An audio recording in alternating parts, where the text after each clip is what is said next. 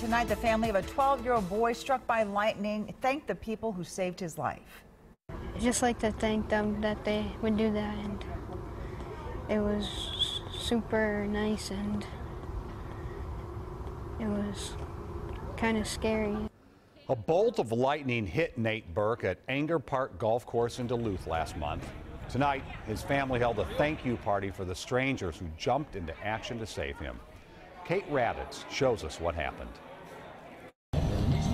Nate Burke has been golfing since he was 6. When he heard sirens while out golfing with a friend on June 28th, he knew to get off the green. He tried to pick up our balls first, so I don't know if that was very smart. Nate doesn't remember what happened next. A lightning bolt struck him and knocked him out. Extremely loud snap, crack type noise. Rob Irving was just leaving the golf course, but decided to go back to make sure no one was on the driving range. He thought he spotted an abandoned golf bag. So I started running. There's a member saying to myself, just please don't be a child. And the closer I got, the smaller he got.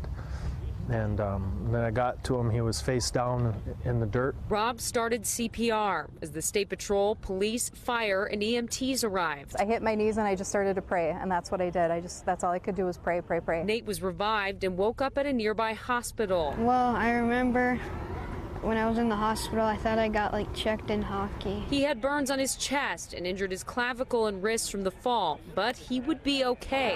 He was where he needed to be. Today, he got the chance to meet Rob and the other responders for the first time. They needed to know that it was because of them that Nate was alive. It was pretty cool, yeah, having everybody that helped and everybody that did everything. That's where he was lying. Rob, who has 2 sons of his own, says he won't forget Nate.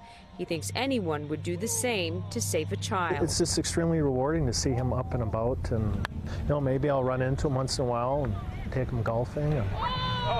Rob says when he met Nate for the first time today, he brought him a sand wedge. He said he remembered when the EMTs were working on the boy, he noticed that he had the wrong kind of sand wedge for this area.